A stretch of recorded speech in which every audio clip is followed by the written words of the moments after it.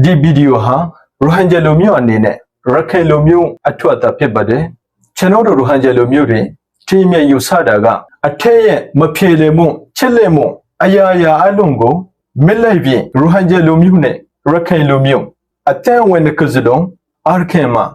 အထုထုနေထိုင်နိုင်မယ်လို့ထင်မြင်ခဲ့တာသိချပါပဲ။ဘာကြောင့်လဲဆိုရင်အဲ့ဒါကအာခင်သို့မဟုတ်ရေခိုင်ပြည်နယ်မှာပြည်လင်ငရင်းရှမ်းရဲ့ယူဆောင်နိုင်ဖို့အတွက်မချစ်မဖြစ်လိုတဲ့အရာတစ်ခုပါပဲ။ဒါပေမဲ့အဲ့ဒီငရင်းရှမ်းရဲ့ကိုတပည့်တက်တာလို့ရှိရင်ဘယ်တော့မှဖြစ်နိုင်မှာမဟုတ်ဘူး။နှစ်ဖက်စလုံးကလူရှင်ရဲမှာပါပဲ။ရိုဟင်ဂျာတန်ဝင်ရဲ့တမိုင်းကြောင်းဟာနိုင်ပေါင်းထောင်ချီပြီးအာရကန်ပြည်ရဲ့မေစီလွားနဲ့ဆက်ဆံနေပြီးဒါနဲ့ထိုင်ရန်သားများပြတ်ချင်းရဲ့တမိုင်းကြောင်းပါပဲတရုတ်ရောက်ကသူတို့ရဲ့အဆွမ်းရောက်ဝါဒကြောင့်ရိုဟင်ဂျာလူမျိုးတွေကိုပြစ်စစ်ချင်ရင်လာချောင်းဆောက်ယူပြီးထိုင်နေမှာဘယ်တော့မှမဟုတ်ပါဘူးကျွန်တော်တို့ရဲ့အခွင့်အရေးတွေကလေးတွေအင်အိုက်ကိုတွေရဲ့အသိနဲ့ထိပ်ပွင့်ဝင်ထွက်တဲ့အထိအာမခံနိုင်မှသာရမှာဖြစ်ပါတယ်နေ့စဉ်နေ့တိုင်းကျွန်တော်တို့ရဲ့နိုင်ငံသားဖြစ်မှုကိုပြပြဖို့တင်ဖို့မရှိတဲ့အားနေတဲ့နိုင်ငံသားလာမဲ့တွေတကူပြတကူမြန်မာတပုံအစိုးရနဲ့ပို့ပေါင်းပြီးခမရတို့ဖိတ်ခဲ့ပါတယ်ရိုဟင်ဂျာမွတ်စလင်တွေမချေတဲ့အာရကန်ပြည်နဲ့ဆိုတဲ့တင်းရဲ့ Ration Simenking အကောင့်အထိပေါ်ပေါ်အထွတ်ရိုဟင်ဂျာလူမျိုးကို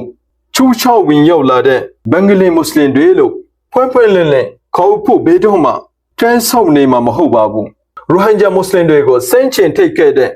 မြန်မာဆိုင်အာနာရှောင်းအစိုးရထခမရတို့တုံးဆဖူဖူပေါင်ချင်းစိတ်ခဲ့တာကျွန်တော်တို့အလုံးသိပါတယ်ခမရတို့ရခိုင်လူမျိုးထဲမှာတချို့အဆွမ်းရောက်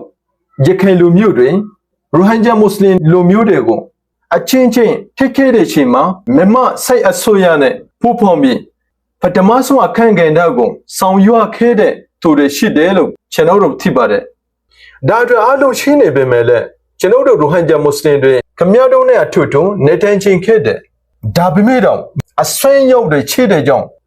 လူသားတွေနဲ့ထွနေဖို့မတင်တော့ပါဘူး။ရခိုင်လူမျိုးကငရင်းချင်းရဲ့ကိုချိန်မြင်လို့တဲ့ရိုဟင်ဂျာမွတ်စလင်တွေနဲ့နောက်ချုပ်ကိုဒါနဲ့ထုတ်ခဲ့တယ်။ရိုဟင်ဂျာလူမျိုးတွေမဖားပဲရခိုင်ပြည်နယ်မှာငရင်းချင်းစွာနေထိုင်မယ်လို့တင်ရင်အယွတ်တွေရဲ့နစ်ပင်းပုံမှာ